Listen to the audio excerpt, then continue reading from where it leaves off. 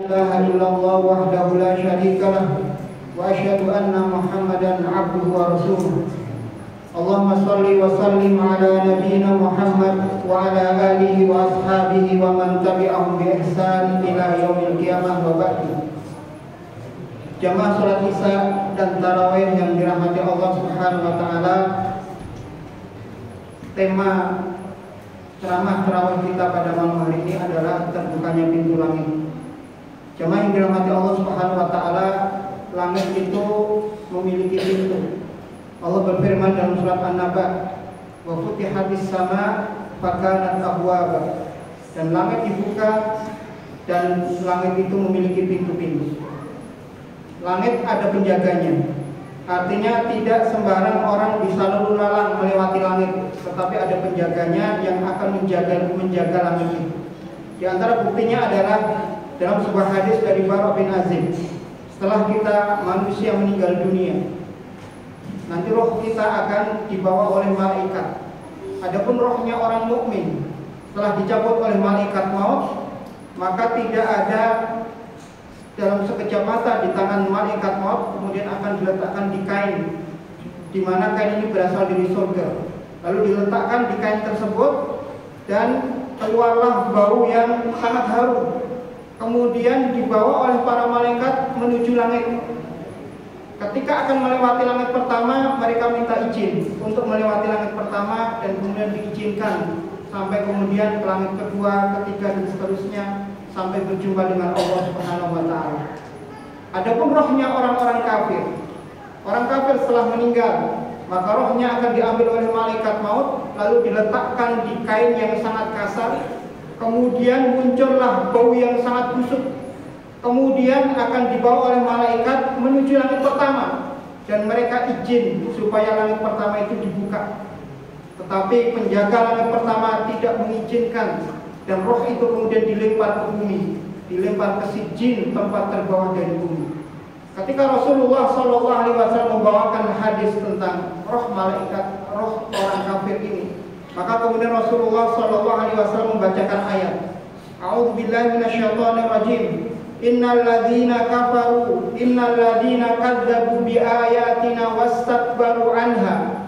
Sesungguhnya orang-orang yang mendustakan ayat-ayat kami dan sombong terhadapnya, la tufattahu lahum abwabus sama, tidak dibukakan untuknya pintu-pintu langit, wala yadkhulunal jannata hatta yalijal jamalu fi samil hiyat, dan mereka tidak akan masuk surga sampai onta itu masuk ke dalam lubang jarum.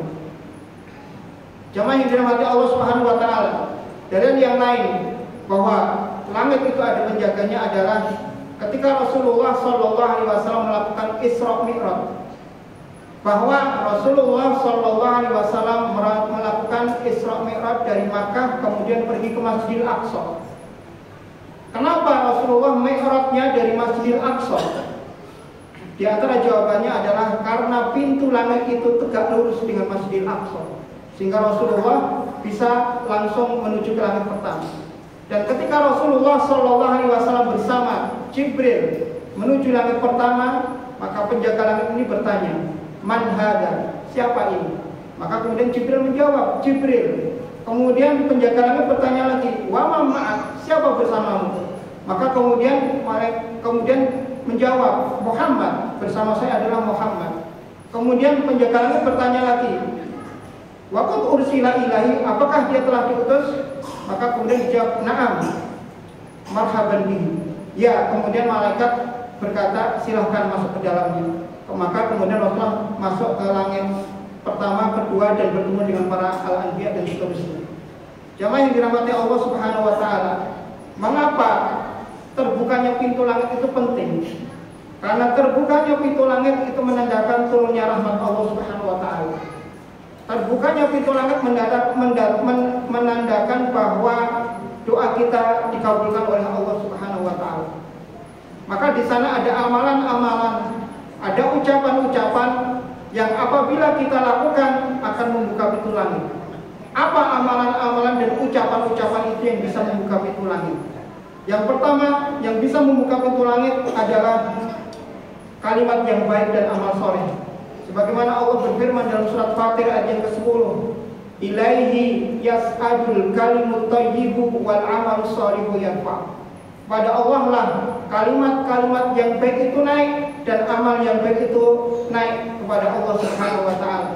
Kalimat yang baik itu seperti apa? Seperti subhanallah, walhamdulillah, wala ilaha illallah, wallahu akbar. Adapun amalan-amalan soleh itu adalah perintah-perintah dari Allah Subhanahu wa taala yang kita lakukan. Dan kita semua sudah mengetahui bahwa amalan manusia itu dinaikkan kepada Allah Subhanahu wa taala dalam 3 waktu.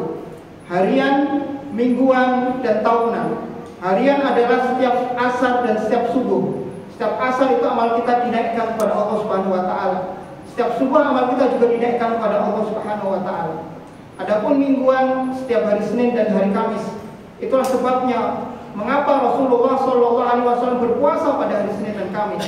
Karena Rasulullah ingin ketika amalannya dinaikkan ke hadapan Allah Subhanahu wa taala, beliau sedang berpuasa. Dan secara tahunan amal kita dinaikkan kepada Allah Subhanahu wa taala pada bulan Sya'ban, 1 bulan yang lalu. Karena kita sekarang sudah masuk pada bulan Ramadan. Jamaah yang dirahmati Allah Subhanahu wa taala. Dalam sebuah hadis dalam sebuah hadis dari Ibnu Mas'ud, hadis marfu', idza qala 'abdun, apabila seorang hamba berkata, subhanallah wa bihamdi, alhamdulillah, wa la ilaha illallah, wallahu akbar, tabarakallah, 5 ucapan. Subhanallah wa bihamdi, alhamdulillah, wa la ilaha illallah, allahu akbar, tabarakallah. Maka kalimat ini akan diambil oleh malaikat. Kubidha alaihinna malakun, akan diambil oleh malaikat lalu diletakkan di sayapnya, lalu akan dibawa oleh malaikat naik ke langit. Ketika dibawa naik ke langit dan malaikat ini tidak bertemu dengan sekumpulan malaikat, kecuali malaikat yang dia bertemu dengannya akan memintakan ampun kepada orang yang mengucapkannya. Jadi ini adalah anugerah atau khasiat yang begitu besar. Bagaimana seorang yang hanya mengucapkan 5 kalimat, maka kemudian setiap malaikat lewat, malaikat yang dilewati ini akan memintakan ampun kepada orang yang membacanya. Jamaah yang dirahmati Allah Subhanahu wa taala. Kemudian kalimat yang lain yang bisa membuka pintu langit adalah bacaan doa iftitah dalam sholat. Sebagaimana kita ketahui bahwa bacaan doa iftitah dalam sholat itu ada 12. Tapi ada satu bacaan yang apabila kita baca itu akan membuka pintu langit. Sebagaimana hadis yang dibawakan oleh Ibnu Umar, bainama nahnu nusalli ma'a Rasulillah sallallahu alaihi wasallam. Ketika kami salat bersama Rasulullah sallallahu alaihi wasallam, idh qala rajulun minal qaum, ada seseorang dari sebuah kaum berkata, Allahu akbar kabira walhamdulillahi katsira wa subhanallahi bukratan wa asila. Faqala Rasulullah sallallahu alaihi wasallam, manil qail kalimah kadza wa kadza. Maka setelah salat Rasulullah sallallahu alaihi wasallam kemudian bertanya, siapa yang tadi dalam salat membaca doa itu? Allahu akbar kabira walhamdulillahi katsira wa subhanallahi bukratan wa asila. Maka seseorang mengatakan, saya ya Rasulullah. Maka kata Rasulullah sallallahu alaihi wasallam, ajibtu laha futihat laha abwabas sama. Aku kagum dengan kalimat itu. Kalimat itu membukakan pintu langit. Wa fi riwayah, dan dalam riwayat yang lain disebutkan, walladzi nafsi biyadihi, demi jiwaku yang ada di tangannya, sungguh aku melihat kalimat itu naik ke atas dan membuka pintu langit. Dalam riwayat yang lain disebutkan bahwasanya kalimat itu diperebutkan oleh 12 malaikat. Jamaah yang dirahmati Allah Subhanahu wa taala.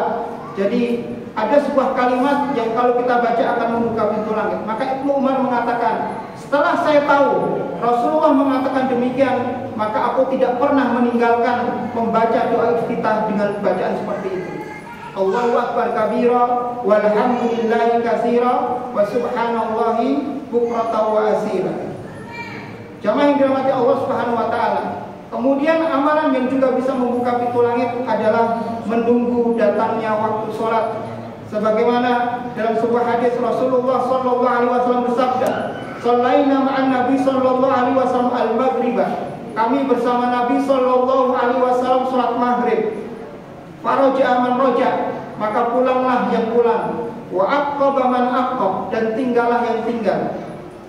Faja'a Rasulullah sallallahu alaihi wasallam musri'an, maka kemudian Rasulullah sallallahu alaihi wasallam datang dengan tergesa-gesa. Hafazathu nafas, terkopoh-kopoh. Qad khasira an rukbatihi, kainnya tersingkap dari lututnya.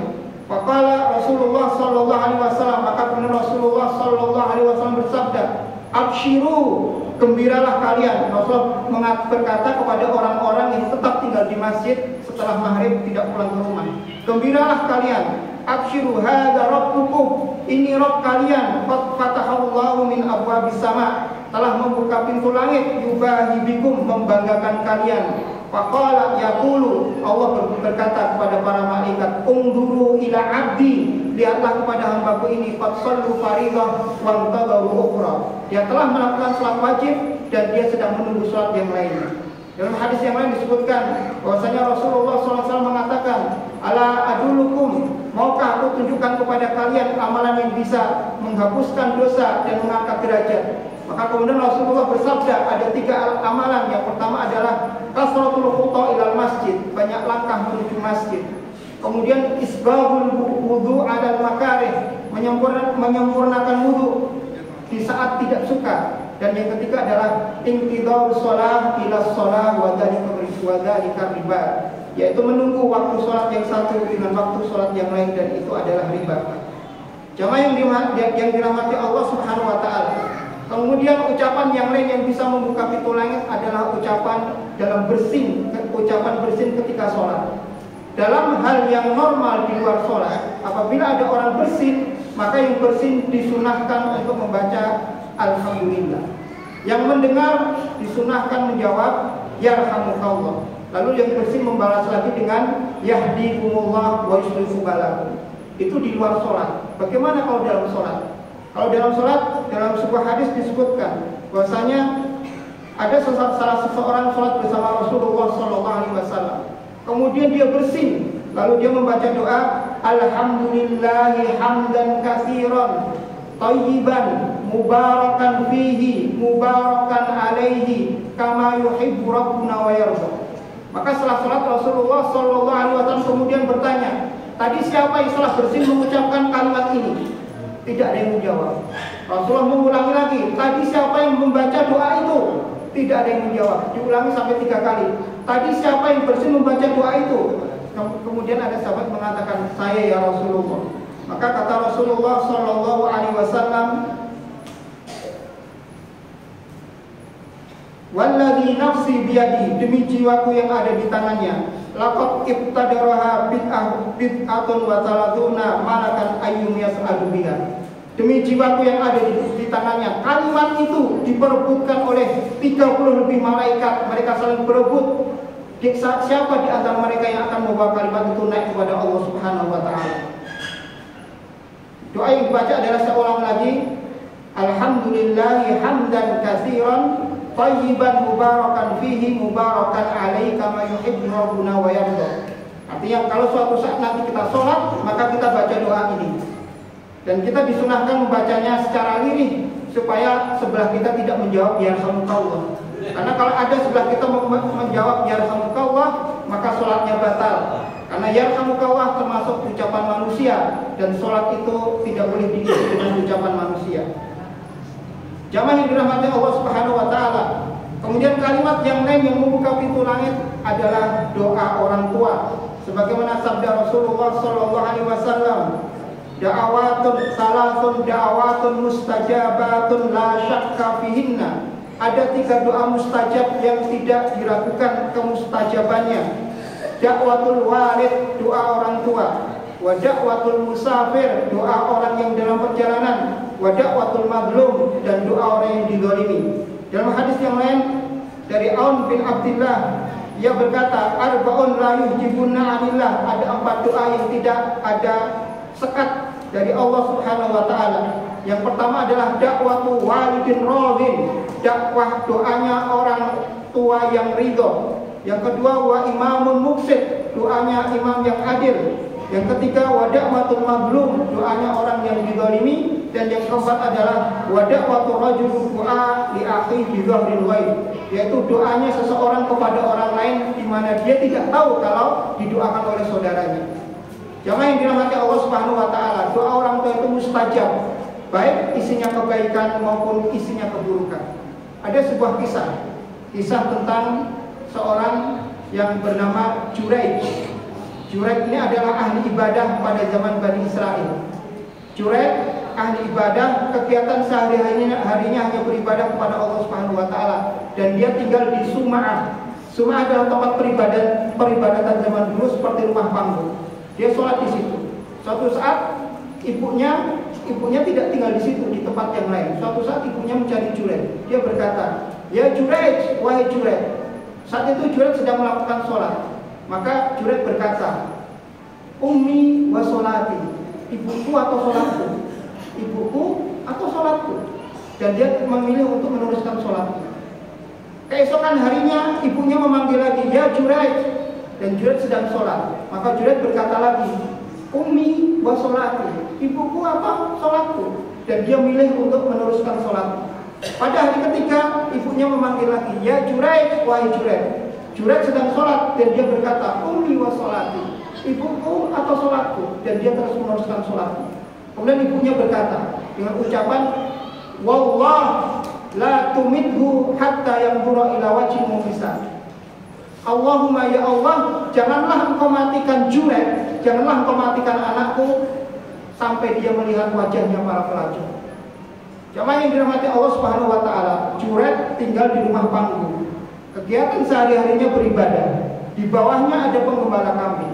Sementara di tempat lain ada seorang pelacur. Pelacur ini kemudian berusaha untuk menggoda Juraij. Apa akan goda Juraij? Maka kemudian pelacur ini menggoda Juraij dan Juraij tidak tergoda oleh godaan dari pelacur itu.